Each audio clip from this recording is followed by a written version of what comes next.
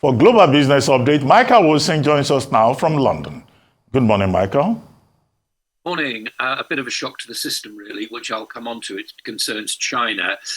That's really what's shaking the stocks there. But the other important standout is the Hong Kong Hang Seng Index, which is entering bear territory now. Bear territory is defined, as far as the stock market is concerned, by a loss of 20% from its highs. And this is where it is right now at 18,044 at the last kind of count. In particular, tech stocks actually not doing very well in Hong Kong. But, as I say, the major shock to the system has been China, which has been showing a fall in exports in May. There was a big growth in April, but it's fallen by 7.5% in May. And it sort of adds to this narrative that maybe the recovery from the pandemic is not progressing quite as the authorities might particularly like, or indeed the rest of the world likes. So we could be seeing a stimulus as early as this month. Next month is important too. July is important because that's when the Politburo meets, and there may be more flesh on the bones of what the central bank and indeed what the government is actually doing to get the economy back on track. Australia, now we saw that surprise interest rate rise from them yesterday. The growth is slightly slowing. 2.3% as opposed to 2.4% expected in the first quarter. It doesn't sound too much, but the finance minister, Philip Lowe, the central bank governor, rather, Philip Lowe, has been talking about the fight against inflation in Australia and the fact that it's on a narrow path to that, which means a more restrictive fiscal view, a monetary view, rather, I would suspect, coming from the Central Bank of Australia.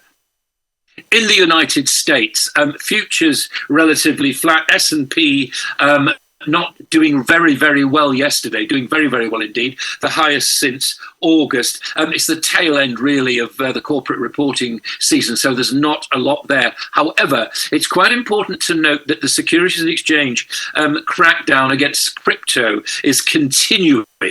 There are two examples of that this morning. Coinbase, which according to the SEC has been operating an unregistered exchange, have been operating as an unregistered exchange and broker, and also Binance, which is worried. It says about the $2.2 billion worth of client money around the world. It's expected that it will take action around the world. What that will be, not quite sure.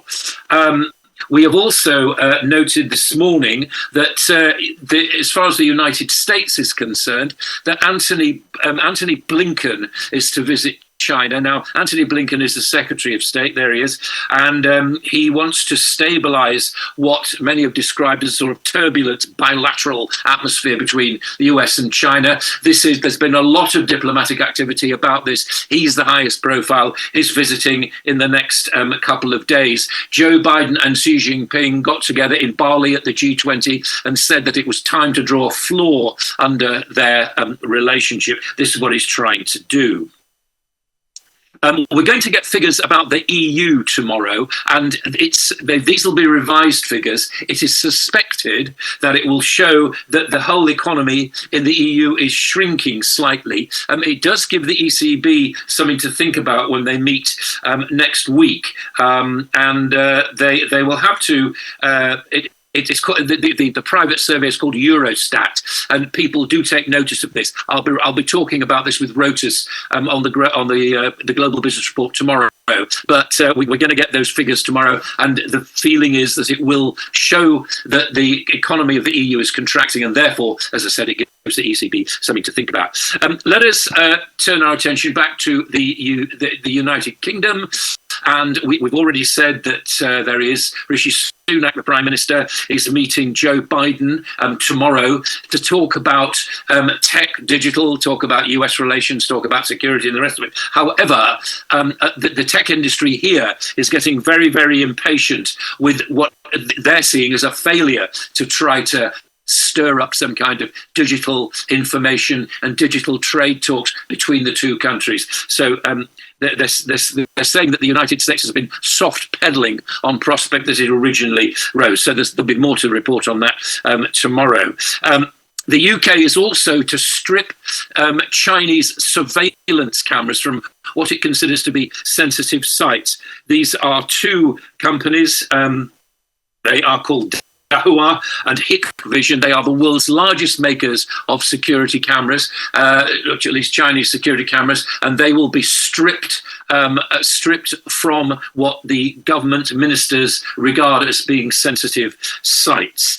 The UK is getting a sort of vote of confidence from one of Canada's largest. There is AIMCO, the Alberta Investment Asset Management Company. They are going to invest. They're going to continue their operations.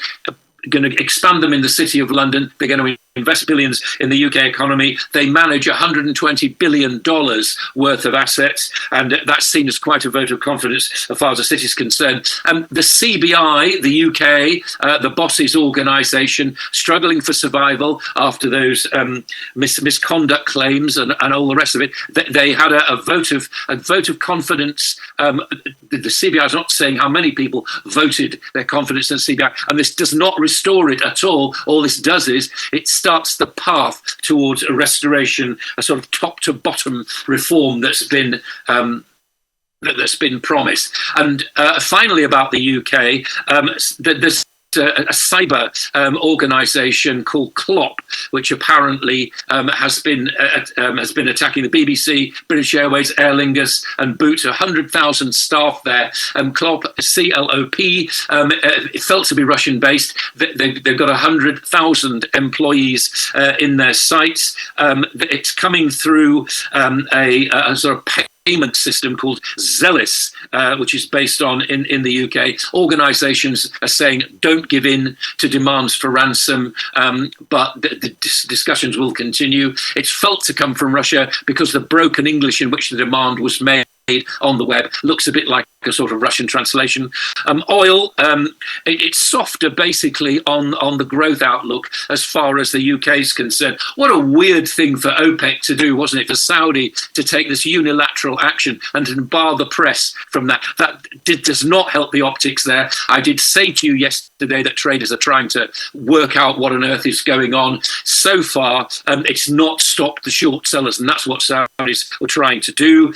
Gold, still particularly volatile. They're waiting to see how successful the recent stock market revival is. And of course, the Fed meets about US interest rates next week. That is the global view this morning. Well, thank you, Michael. So much to talk about. China's trade reports for May, cryptocurrency, CBI, and all of that. But we have to move on. Maybe tomorrow we'll have more time to look at some of the issues. So we move on to African business stories.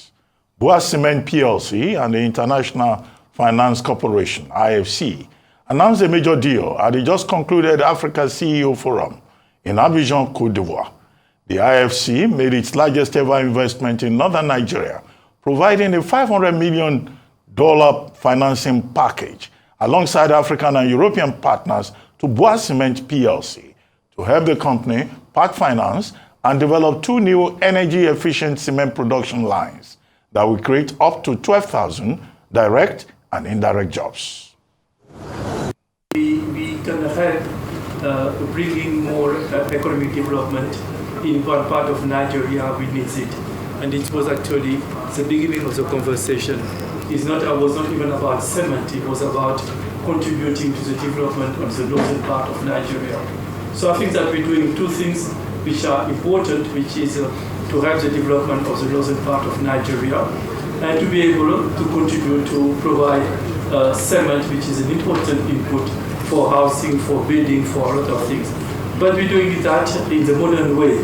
We're doing it in a way where we will be doing it eco-friendly, using technologies that are the best technology available. And it's a big honor for me, and I'm sure for my colleagues, to be associated with this transaction, which is not a small amount. It's not every day that we find $500 billion transaction, but it shows that Africa is on the rise And this is for us the beginning. We just signed a $500 million facility with IFC and other DFIs, for the expansion of our cement project in Sokoto, northern part of Nigeria. So it's an exciting day for us. This has been going on for about a year, but finally today we signed, and we're really very excited. And what does this mean, I guess, in terms of the using green cement, the environmental impact of this in northern Nigeria? Yes, it is important because to start with, Sokoto State is why we have this plant, and Bua Cement is the largest cement producer in the northern part of Nigeria. We have 2 plants there. We're going to have a third one and the fourth one. By the time we're doing it to be 8 million tons. So what it does is that with this additional lines that we'll be having, we'll be able to export cement to, Burkina Faso and to Niger. And again, you heard, one of the DFIs mentioned that they looked at it, to ensure that this is going to be all green. And it is in the sense that we're not going to be using fossils at all. It's going to be, gas, that we're transporting from Port Harcourt, a mini LNG plant. And that is the reason why they decided to actually support this project. I'm very excited, simply because, one, it gives us the opportunity, to expand our production lines. Number 2, in the northern part of the country, we are the only cement producers that have a capacity of more than 1 million tons. By the time we are done, as I said, we'll be having about 8 million tons. So look at, what that does. What that does is that somebody buying cement in Sokoto State is going to be paying the same price, or in fact, they are paying the same price as those plants that are in Lagos or Port Harcourt or Calabar. So it is a huge deal, which ordinarily, if you don't have these plants, it would be costing you maybe additional 1,000 to 1,500 tons each bag just for the transportation. So it is, a positive impact. If you look at Sokoto and you look at the area, you will know that, these plants, the impact is huge, it's positive, because you empower the communities, you empower, the area, you create jobs, thousands of jobs, you create wealth for your shareholders in the process. So it is really an exciting day, and I'm really glad, because as I keep saying, for a company to be able to get a $500 million facility from RFC is a validation. And this, to me, is very, very important. That goes to show that we are a responsible business, company, organization. And we are going to ensure that we do whatever it takes to make sure that we deliver. Well, the chairman of Bua PLC there, the Africa CEO Forum in Abidjan, Côte d'Ivoire, came to a close on June the 6th.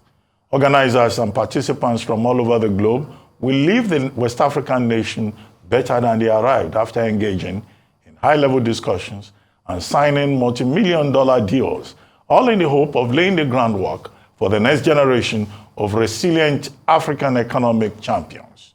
Arise business correspondent Rochus Odiri sent in this recap. The 2023 Africa CEO Forum from Jeune Afrique Media Group, in collaboration with the International Finance Corporation, returned to a physical gathering in Abidjan, Côte d'Ivoire. Held at the Sofitel Hotel, it featured over 2,000 business leaders, investors, and policymakers from Africa and around the world. The annual summit of the Africa CEO Forum is the largest international meeting of the African private sector. The opening ceremony featured remarks from Amir Ben Yamed, the managing director of the Jeune Afrique Media Group, and Makhtar Diop, managing director of the International Finance Corporation. The theme of the forum for 2023 was From 300 to 3,000, Creating Tomorrow's Champions of Sovereignty Today. The 2 days that followed featured a healthy number of high-level discussions, like Unlocking the Potential of Women-Led Startups in Africa, that featured the First Lady of Namibia, Monica Gengos, and also Zuera Yusufu, CEO of the Dangote Foundation, amongst others. There was another discussion titled The Scramble for Africa's Gas, Balancing Domestic Needs versus Lucrative Exports, that featured Simbi Wabote, Executive Secretary of the Nigeria Content Development and Monitoring Board, among others. Arise News even moderated our own panel, a CEO talk titled From 300 to 3,000, The Road to $1 billion in Revenue. There was Ivorian culture on display and lots of networking and mingling at the forum. There were also big deals announced, including a $500 million facility signed by the International Finance Corporation and Boa Cement. We spoke to the managing director of the Jeune Afrique Media Group, Amir Ben Yamed, who reflected on the forum and spoke optimistically about Africa's future. I think the macroeconomic headwinds are not an issue. The economic situation is going to be very difficult. I think our most pressing issue is political leadership. Because at the end of the day, we can have the best private sector in the world. If we don't have good political leaders, then we're going to go nowhere. And what concerns me most is in several countries that the situation is kind of weakening in that area. But no, I'm always optimistic because I think everything is in our hands. And the message that we wanted to deliver when talking about Africa economic sovereignty is we need to stop thinking that the solution is going to come from the outside. The solution is going to come from the inside, from our political leaders, from our entrepreneurs, from our CEOs. We have the power to deliver growth. We have the power to deliver jobs, but we need to be much more aggressive and to create a new narrative for Africa and to be much more upfront on the global international economic summits. The voice of Africa is not heard enough, and this is what needs to be changed. The closing ceremony featured an interview with 3 young entrepreneurs from Morocco, Nigeria, and Ghana, who spoke about the impact of the Africa CEO Forum and what entrepreneurs on the African continent are seeking from investors and government. There was also a recap of the week before the ceremony came to a close. All in all, a very successful Africa CEO Forum. From Abidjan, Côte d'Ivoire, Roda Sodiri, Arise News. Well, Rotu Sodiri there representing Arise News very well at the Africa CEO Forum in Abidjan, Côte d'Ivoire, June 5 to 6, and has been giving us very comprehensive saturation reporting. But what is exciting here is that this forum that is supposed to provide a forum, an opportunity for interaction, for determining the economic future of African countries and investors, and also, for the exchange of ideas, as Rotu Sodiri pointed out, has been very successful.